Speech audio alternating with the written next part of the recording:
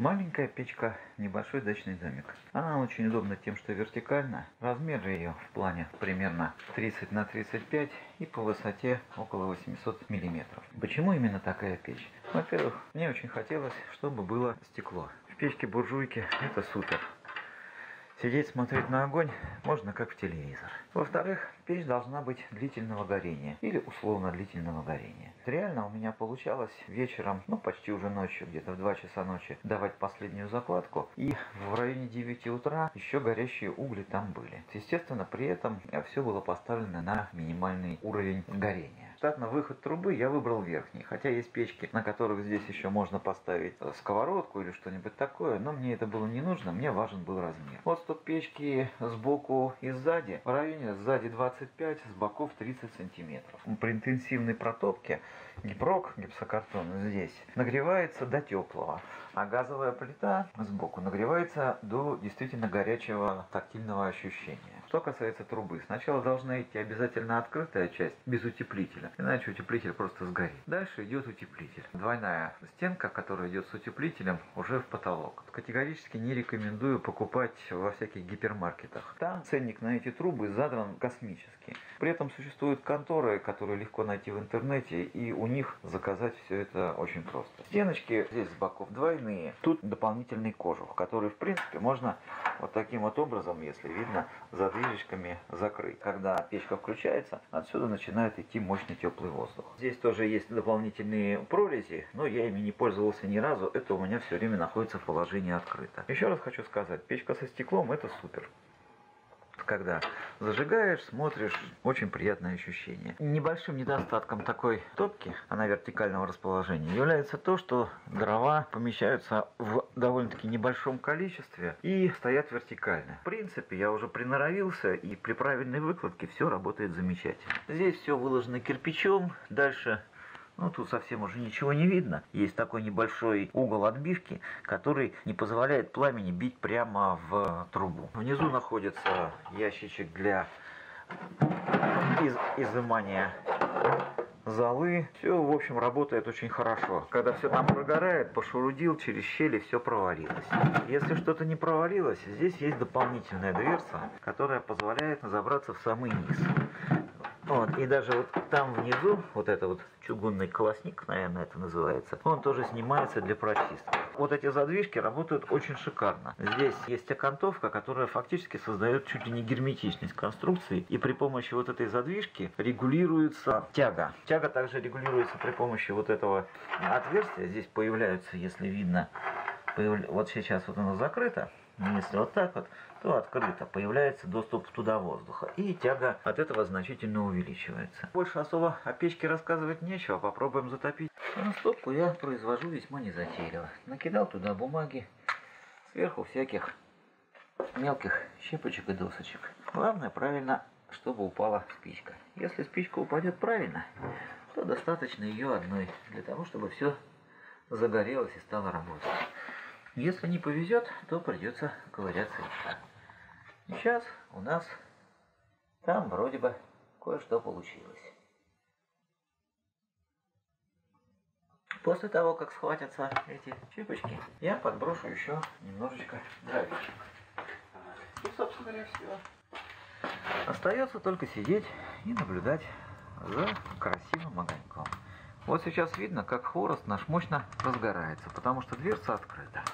Если я дверцу сейчас закрою, будет видно, как быстро начинает падать пламя. Вот она уже пригасает. Если я сейчас ее снова открою, видите, одно движение, открыл, закрыл.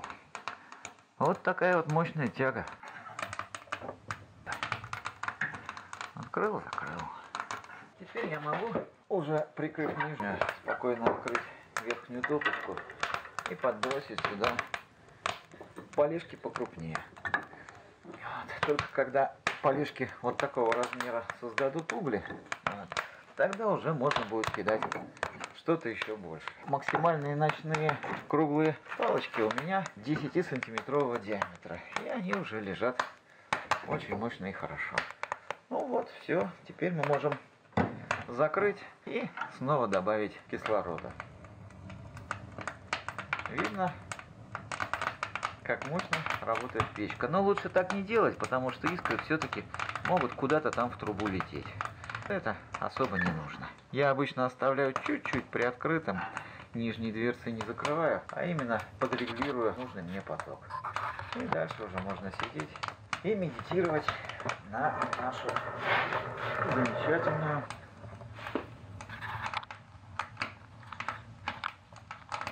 печку.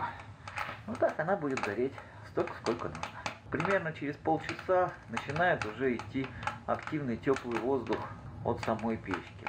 Домик у меня размером 6 на 6 с толщиной с утеплителем 100 мм. В общем, это летняя холодная времяночка. Но где-то через час при интенсивной топке здесь уже можно при минусе зимой на улице спокойно ходить без куртки. Где-то примерно часа через 2-3 уже становится ощутимо реально тепло. Но если домик полностью сырой, я приезжаю на выходные, то полноценная протопка все-таки занимает несколько часов. Но обычно уже, если приезжаю утром, то уже во второй дня меня подтапливать мощно нет никакой необходимости.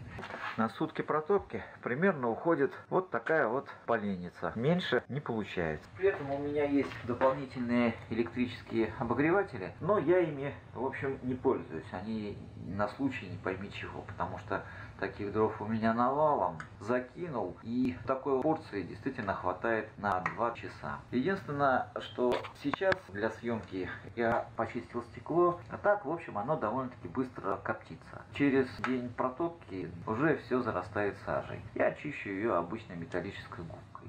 Наверное, для стекла это не очень хорошо и когда-нибудь будет мутнеть. Зато это быстро и удобно. Кстати, печка, как называется, я уже даже не помню. Видно все? Очень хорошо, как у нас горит печка. Сейчас от нее здесь, вот тут вот пока что тепла еще нет, потому что бока не нагрелись. От стекла легкое тепло. Если, конечно, открыть, здесь пыхнет, но так делать не надо. Сами понимаете почему. Во-первых, она просто-напросто погаснет. Во-вторых, это немножко опасно. Когда печка протопится, до этой трубы дотрагиваться нельзя. Она будет горячая. Верхняя труба нагревается тоже до состояния, что держать нельзя, но касаться можно. То есть это тоже нужно учитывать при высоте и установке помещений. За металлической пластиной сделан отступ сантиметров 15 и проложен тоже дополнительный утеплитель. Под печкой положен металлический лист. 2 мм выкрашен краской Хамерайта. Это обычное черное железо. Рядом стоит огнетушитель. Не забывайте о безопасности. Стоит он недорого, но иногда на любой даче может пригодиться. Прошло примерно минут 20. Первая закладка с интенсивным горением, в общем, прогорела. Если я полностью прикрыл внизу доступ кислорода, сейчас пламя практически погаснет. Вот. Боковая стенка уже горячая, так что держать ее напряжно. Вверх даже пробовать не будем. Здесь тоже весьма горячо. Но это связано с тем, что у меня была интенсивная первая протопка. Вот сейчас уже видно, что совсем уголечки почти сорваны. Мы выключим свет и будем балдеть от этого славного изобилия. Ну, видно, наверное, плохо. Может, стекло мешает. Попробуем так. Вот. Такая вот там получается протопочка. Дали вторую закладочку, которую хватит на полчаса, потому что углей много, и внизу я прикрываю, регулируя так, чтобы язычки пламени только чуть-чуть срывались с новых дровишек. Вот такая вот у меня симпатичная печка, которой я очень доволен. Не мерзните. Всем спасибо.